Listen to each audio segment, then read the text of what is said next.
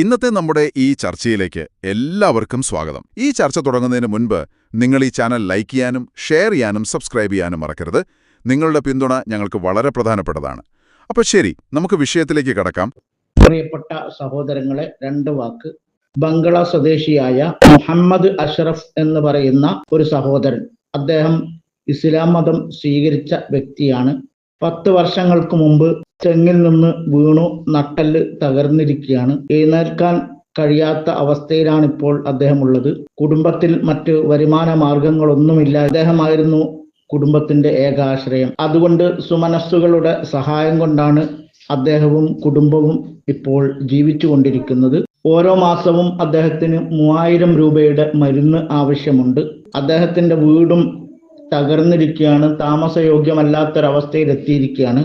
അതിനാൽ അദ്ദേഹത്തിന്റെ വീട് നന്നാക്കാൻ നിങ്ങളെ കൊണ്ട് കഴിയുന്ന സഹായം നൽകണമെന്ന് എല്ലാ ദീനീ സ്നേഹികളോടും വിനീതമായി അഭ്യർത്ഥിക്കുകയാണ്. അള്ളാഹു അർഹമായ പ്രതിഫലം നൽകട്ടെ.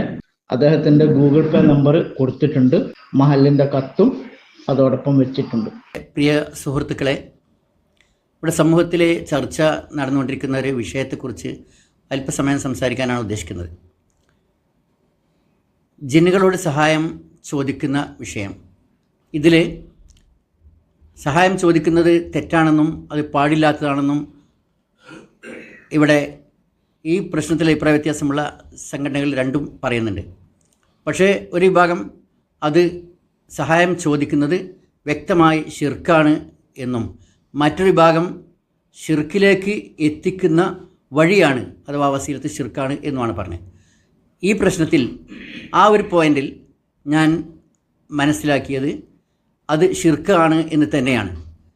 എന്തുകൊണ്ടാണ് അങ്ങനെ മനസ്സിലാക്കിയത് എന്ന് വിശദീകരിക്കലാണ് ഇതുകൊണ്ട് ഞാൻ ഇവിടെ സംസാരം കൊണ്ട് ഉദ്ദേശിക്കുന്നത്. സൂറത്തുൽ അഅറാഫ് 27-ാമത്തെ ആയത്തിൽ അള്ളാഹു പറയുന്നു, ഇന്നഹു യറാക്കും ഹുവ ഖബീലഹു മിൻ ഹൈസു ലാ തറൂനഹു. അവനും അവൻ്റെ കൂട്ടരും നിങ്ങളെ കാണുന്നുണ്ട്, നിങ്ങൾ അങ്ങോട്ട് കാണാത്ത വിധത്തിൽ നിന്ന്. അഥവാ ജിന്നുകളെ പറ്റിയാണ് പറയുന്നത്. നമുക്ക് ജിന്നുകളെ കാണുന്നില്ല, അവർക്ക് നമ്മളെ കാണാം. എന്താ അങ്ങനെ പറയാൻ കാരണം? നബി സല്ലല്ലാഹു അലൈഹി വസല്ലം ഖുർആൻ ഓതിയപ്പോൾ അത് കേൾക്കാൻ ജിന്നുകൾ വന്നിരുന്നു. അള്ളാഹു നബി സല്ലല്ലാഹു അലൈഹി വസല്ലമക്ക് അറിയിച്ചു. പിന്നെ നബി സല്ലല്ലാഹു അലൈഹി വസല്ലമയുടെ സഹാബിയായ അബൂ ഹുറൈറ റളിയല്ലാഹു അൻഹു മദീന പള്ളിയിൽ സക്കാത്തിൻ്റെ സ്വത്ത് ശേഖരിച്ച് ഇങ്ങനെ നിൽക്കുന്ന ആ സന്ദർഭത്തിൽ അത് വാരിയെടുക്കാൻ വേണ്ടി വന്ന ഒരു ഹദീസ് നമുക്ക് കാണാം. അത് 3 ദിവസം കഴിഞ്ഞ് അതിന് ശേഷമാണ് മനസ്സിലായത്. നബി സല്ലല്ലാഹു അലൈഹി വസല്ലം പറഞ്ഞു, അവൻ ഇന്നും വരും തന്നെ.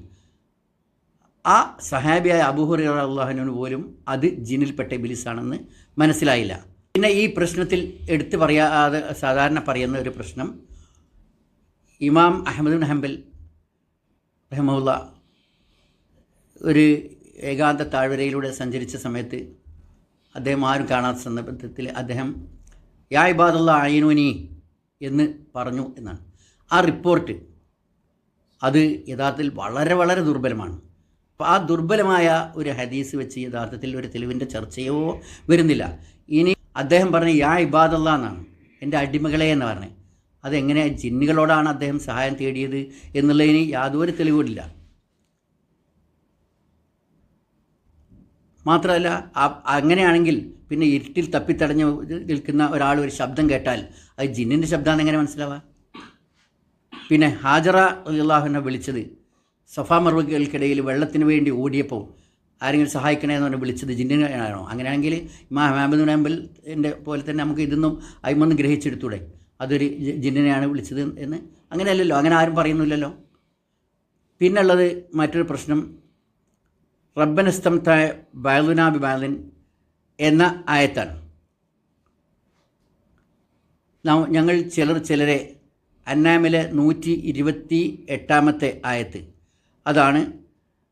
അതിൽ പറഞ്ഞ് രക്ഷിതാവ് അള്ളാഹുവിൻ്റെ അടുക്കലെത്തുമ്പോൾ ഞങ്ങൾ ചിലരെ കൊണ്ട് സുഖം അനുഭവിച്ചിരുന്നു എന്ന് വെച്ചാൽ ഉദ്ദേശിക്കുന്നത് തമ്മിൽ അങ്ങോട്ടും ഇങ്ങോട്ടും സഹായം ചോദിച്ചിരുന്നു എന്നാണ്. ഈ പ്രശ്നത്തിൽ ഞാൻ നേരത്തെ പറഞ്ഞു, ജിന്നുകൾ മനുഷ്യരുമായി ഇടപെടുന്നത് അവർക്ക് നേരെയുള്ള ഒരു ജീവികൾ എന്ന നിലക്കാണ്. അവരെ സംബന്ധിച്ച് മനുഷ്യർ ഭൗതികമായി അവർ കാണുന്ന ജീവികളാണ്. ജിന്നുകളോട് സഹായം തേടുന്നത് ശിർക്ക് തന്നെയാണ് എന്ന് നരകത്തിലേക്ക് പോകുന്ന വഴിയാണ് എന്ന് ആ ആയത്തിൽ തന്നെ പറയുന്നതാണ്.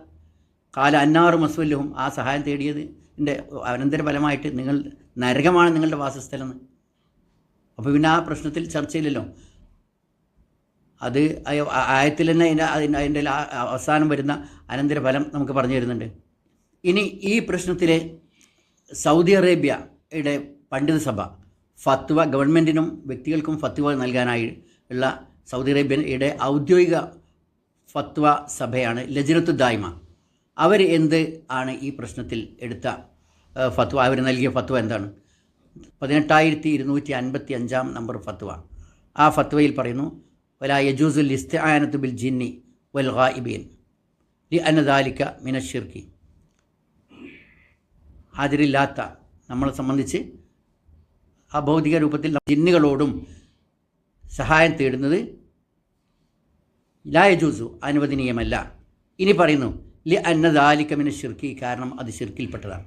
അപ്പോൾ പണ്ഡിത സഭ പറഞ്ഞത് അത് ശിർക്കിലേക്ക് എത്തിക്കുന്ന വഴിയാണ്, എന്നാൽ വാചകമല്ല അവിടെ ഉപയോഗിച്ചിട്ടുള്ളത്. ലിഅന്ന ദാലിക മിനശ്ശിർക്കി എന്നാണ്. പിന്നെ അവർ തന്നെ ആ ഫത്വയായിട്ട് ബന്ധപ്പെട്ട് പറയുന്നുണ്ട്. ഇബ്നു തീമിയ അങ്ങനെ അനുകൂലിച്ച് ഇത് കാര്യത്തിൽ വസീലത്ത് ഷെയ്ഖെന്ന് പറയുന്നത്. വലാ നായലമു, അവരെന്നെ പറയുന്നത് കലാമൻ, ഒരു വാചകം സരിഹൻ, വ്യക്തമായി ഒരു വാചകം ഞാൻ കാണുന്നില്ല. അന്ന ഷെയ്ഖ് ഇബ്നു തീമിയ യജൂസ് ദാലിക, ഇബ്നു തീമിയ, ഷെയ്ഖുൽ ഇസ്ലാം ഇബ്നു തീമിയ അത് അനുവദിച്ചതായിട്ട് കാണുന്ന ഒരു ഫത്വയും ഇല്ല. അങ്ങനത്തെ ഒരു വാചകം ഞങ്ങൾ വ്യക്തമായി കണ്ടിട്ടില്ല. ആരാണ്? ലജ്നത്തു ദായിമ എന്ന സൗദി അറേബ്യൻ പണ്ഡിത സഭ തന്നെ പറയുന്നത്. മാത്രമല്ല അതിൻ്റെ ആ ഫത്വ നമ്മൾ ഗൂഗിളിൽ അടിച്ചു നോക്കിയാലും കിട്ടും, നമുക്ക് കിട്ടും. അതിൽ പറയുന്നത് അൽ ജിന്നു വൽ മൗത്ത ഫഹും മിനൽ ഗായിബീൻ, ജിന്നുകളും മരണപ്പെട്ടവരും ഒക്കെ നമ്മളെ സംബന്ധിച്ച് ഗായിബാണ് കഴിയുന്നത്. ഈ തെളിവുകളാണ് ഇത്തരത്തിൽ ഒരു നിലപാടിൽ എനിക്ക് എത്താൻ കാരണമാക്കിയത്. ഇനി സുഹൃത്തുക്കളെ, സമൂഹത്തിൽ ധാരാളമായി ഒരുപാട് ജനങ്ങൾ തെറ്റിദ്ധരിച്ച മറ്റൊരു വിഷയമാണെന്ത്? മുജാഹിദ് വിഭാഗത്തിൽപ്പെട്ട ഒരു വിഭാഗത്തിനും അഭിപ്രായ വ്യത്യാസമില്ലാത്ത തഫ്സീറാണ് അമാനി മൗലവിയുടെ തഫ്സീർ. അമാനി മൗലവിയുടെ തഫ്സീറിന് പ്രത്യേകത കൂടിയുണ്ട്. മഹാനായ കെ എം മൗലവി റഹ്മത്തുള്ളാഹി അലൈഹിയാണ് ആ അമാനി മൗലവിയുടെ തഫ്സീറിന് അവതാരിക എഴുതിയിട്ടുള്ളത്. അമാനി മൗലവി ചുരുക്കി പറയാൻ, അതിലും ഭൂതം, ജിന്ന്, മലക്ക്, ദേവൻ, ദേവി, പിശാച്, മരണമടഞ്ഞവർ ആദിയായ ഏതിൽ നിന്നെങ്കിലുമുള്ള സഹായാർത്ഥനകളും ചില പ്രത്യേക തരത്തിലുള്ള കർമ്മങ്ങളും അടങ്ങിയിരിക്കും. അമാനി മൗലവി വ്യക്തമായി പറഞ്ഞു, സിഹിർ എന്ന് പറഞ്ഞാൽ എന്തിനാണ് പറയാ, എന്താണ് സിഹിറിന്റെ ഉള്ളടക്കം. അതിൻ്റെ കാരണത്താൽ കേൾക്കും, അവർ നമ്മൾക്ക് സഹായിക്കും എന്ന് വിശ്വസിച്ചുകൊണ്ട് ഒരുപാട് ജനങ്ങൾ പോയിട്ടും വിളിക്കുന്നുണ്ട്, അല്ലാതെയും വിളിക്കുന്നുണ്ട്. ആ വിളിയെക്കുറിച്ച് എന്താ വളരെ വ്യക്തമായിട്ട് തെറ്റാണ് എന്ന കാര്യത്തിൽ സംശയമില്ലല്ലോ. ആൾക്കാർ തന്നെയാണ് മക്ക മുശ്രിക്കുകളും വിളിച്ചിരുന്നത്. പക്ഷേ അവരെ ഖുർആൻ വ്യക്തമായി എതിർത്തു, അത് ശിർക്കാണെന്ന് പറഞ്ഞു. സൂറത്തുൽ ഫാത്തിർ 13-14 ആയത്തുകൾ. വലദീന തദഊന മിൻ ദൂനിഹി മാ യംലികൂന മിൻ ഖിത്മീർ, അള്ളാഹുവിന് പുറമെ നിങ്ങൾ ആരെ വിളിച്ച് പ്രാർത്ഥിക്കുന്നു അവർ കാരക്കുരുവിൻ്റെ നടുക്കുള്ള പാടയുടെ അത്ര പോലും ഉടമ്പെടുത്തുന്നില്ല. എന്ന് വെച്ചാൽ നമ്മളെ ഇന്നത്തെ ഭാഷയെ പറയുകയാണെങ്കിൽ ഒരു ഉരുളിത്തൊലിയുടെ അത്ര പോലും അവർക്കൊന്നും ചെയ്യാൻ കഴിയില്ല എന്നർത്ഥം. നിങ്ങൾ വിളിച്ച് പ്രാർത്ഥിക്കുന്ന ആൾക്കാർ, നിങ്ങൾ ഇവിടെ ഇനി തെളിയിക്കേണ്ടത്, ആയത്തോതേണ്ടത് ഇസ്തിആനത്തുൽ ബിൽ ജിന്ന്, ജിന്നിനോട് എന്ത് ചോദിച്ചാലും അത് ഭൗതികമെന്നോ അഭൗതികമെന്നോ വ്യത്യാസവുമില്ലാതെ മുത്ലഖൻ ജിന്നാണോ ശിർക്കാണ് അള്ളാന്റെ ഖുർആൻ ആയത്തോതൻ. നിങ്ങൾ ഇൻ തദൂഹും, നിങ്ങൾ അവരെ വിളിച്ച് അവരോട് ദുആ ചെയ്താൽ ലാ യസ്മഉ ദുആക്കും, നിങ്ങളുടെ പ്രാർത്ഥന അവർ കേൾക്കുകയില്ല.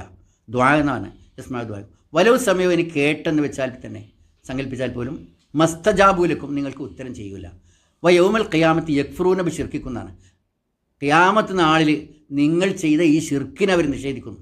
അവിടെ അള്ളാഹ് ഉപയോഗിച്ച പദം നോക്കണം. ഈ ശിർക്കിനെ പങ്കുചേർക്കലിനെ അവർ നിഷേധിക്കുന്നു വെച്ചാൽ എങ്ങനെ? അള്ളാഹുവെ ഞങ്ങൾ ഇതിന് ഉത്തരവാദികളല്ല, ഞങ്ങൾ വിളിച്ച് പ്രാർത്ഥിക്കാൻ പറഞ്ഞവരല്ല. സായിബാബ പോലുള്ള ആൾക്കാർക്കാണെങ്കിൽ അവർ അങ്ങനെ നിരപരാധികളായി ഒഴിഞ്ഞു മാറാൻ പറ്റില്ല. അതല്ലാത്ത ആൾക്കാർ വിളിച്ച് പ്രാർത്ഥിക്കണമെന്ന് പറഞ്ഞില്ല, അപ്പോൾ അവരൊക്കെ ഒഴിഞ്ഞു മാറും. അപ്പോൾ ഈ കാര്യവും കൂടി മനസ്സിലാക്കണം പ്രിയപ്പെട്ട സുഹൃത്തുക്കളെ. ഇല്ലെങ്കിൽ പരലോകത്തെത്തിയിട്ട് ഞങ്ങൾ ഇന്ന പണ്ഡിതന്മാർ പറഞ്ഞ് കേട്ടു എന്ന് വിചാരിച്ച് മനസ്സിലാക്കിയിട്ട് അവിടെ എത്തിയിട്ട് തിരുത്താൻ കഴിയില്ലല്ലോ. അതുകൊണ്ട് ഒരു ഗുണകാംക്ഷ മാത്രമാണ് ഞാൻ ഉദ്ദേശിക്കുന്നത്.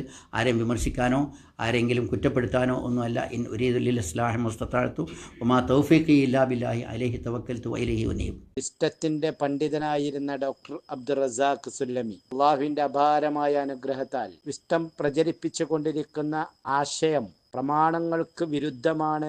ജിന്നിനോടുള്ള സഹായാർത്ഥന ഏത് അവസരത്തിലായാലും അത് ശിർക്ക് തന്നെയാണ്. ശിർക്കാകാത്ത ഒരു സന്ദർഭമില്ല എന്ന് തുറന്നു പറഞ്ഞിരിക്കുകയാണ്. ഇത് കേവലം എന്തെങ്കിലും കാര്യലാഭത്തിന് വേണ്ടിയിട്ടുള്ള ഒരു തുറന്നു പറച്ചിലല്ല. മാസങ്ങളോളം ഈ വിഷയം ഇരുന്ന് പഠിച്ച് അതിൻ്റെ തെളിവുകളെല്ലാം കണ്ടെത്തി പണ്ഡിതന്മാരുടെ അഭിപ്രായങ്ങൾ ശേഖരിച്ച് മനസ്സിലാക്കിയതിന് ശേഷമാണ് ഡോക്ടർ അബ്ദുർ റസാഖ് സുല്ലമി വീഡിയോ സന്ദേശമായി പുറത്തിറക്കുന്നത്. ഒരു പ്രസ്ഥാനത്തെ നടുക പിളർത്തി ഒരു പറ്റം ആളുകളുടെ മനസ്സിലേക്ക് ശിർക്കൻ വിശ്വാസം കടത്തിക്കൂട്ടി മുജാഹിദ് പ്രസ്ഥാനത്തിലെ പണ്ഡിതന്മാർക്കും കാരണവന്മാർക്കുമെതിരെ ആക്രോശിച്ചുകൊണ്ട് ഈ പ്രസ്ഥാനത്തെ അങ്ങ് മൂക്കിലോട്ട് വലിച്ചു കയറ്റാൻ പരിശുദ്ധ ഖുർആനടക്കം ദുർവ്യാഖ്യാനിക്കാൻ മടി കാണിക്കാതിരുന്ന ഒരു വിഭാഗം, അതാണ് വിസ്റ്റം. ഡോക്ടർ അബ്ദുർ റസാഖ് സുല്ലമി അവിടെ 3 വിഷയങ്ങളെ തൊട്ടിട്ടാണ് സംസാരിച്ചത്. ഒന്ന്, ജിന്നിനോടുള്ള സഹായാർത്ഥന ഷിർക്കാണ്. രണ്ടാമത്തത് സൂറത്തുൽ അൻആമിലെ 128 ആയത്ത് ഷിർക്കല്ലാത്തതുണ്ട് എന്ന് പറഞ്ഞവർ വ്യക്തമായി ദുർവ്യാഖ്യാനം ചെയ്യപ്പെട്ടിട്ടുണ്ട്.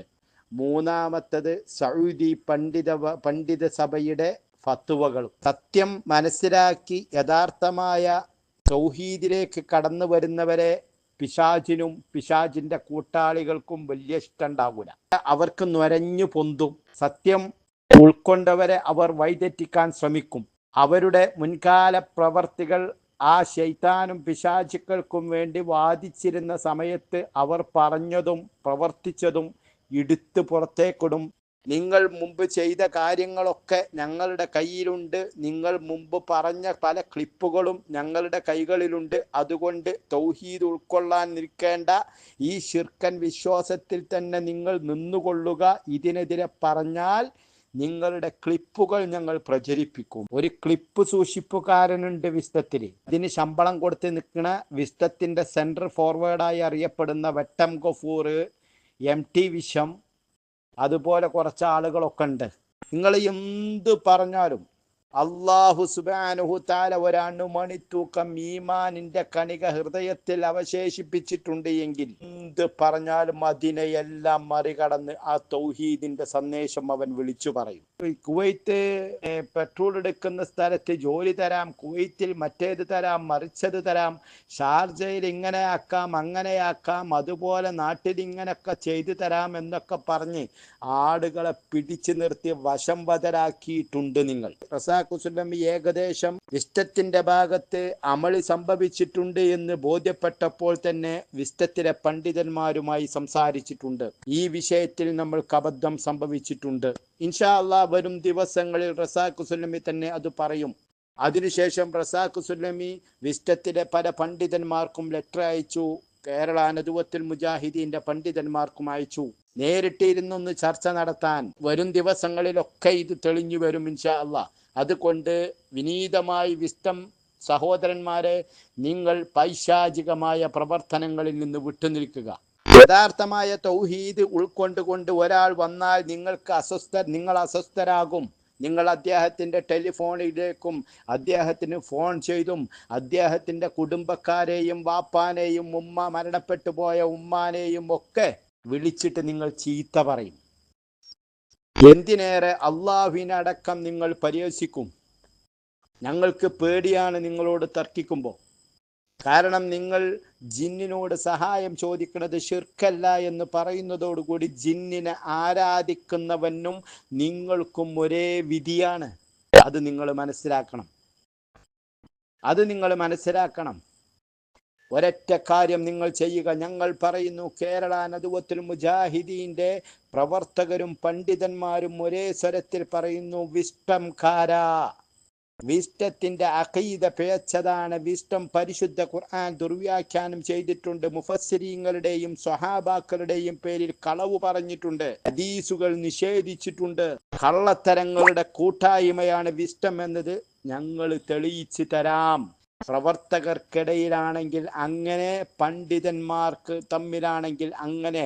ഒരു 2 മണിക്കൂർ ബഹുമാന്യനായ അനീഫ് കായക്കൊടിക്കും അനസ് മൗലവിക്കും മുന്നിൽ ഒന്ന് വന്നിരിക്കാൻ എന്തേ വിസ്റ്റംകാരാ നിങ്ങൾക്ക് കഴിയാത്തത്? നിങ്ങളുടെ കുതന്ത്രങ്ങളും നിങ്ങളുടെ പോരായ്മകളും നിങ്ങളുടെ വിശ്വാസത്തിന്റെ ദുർബലതയും നിങ്ങളുടെ അഖീദയിലെ പിഴവും കാണിച്ചു തരാമെന്ന് നിങ്ങളോട് പറഞ്ഞപ്പോൾ നിങ്ങൾ പറയാ കേരള ജംഇയ്യത്തുൽ ഉലമയുടെ ലെറ്റർ വേണം. അപ്പൊ ഇത് തെളിയിക്കരുത്. സമൂഹത്തിന്റെ ഇടയിൽ പിടിച്ചു നിൽക്കാൻ വേണ്ടിയിട്ടല്ലേ നിങ്ങൾ ഈ പറയുന്നത്? ജിന്നിനോടുള്ള സഹായത്തേട്ടം ഷിർക്കാണ് എന്ന് പ്രമാണബദ്ധിതമാണ്.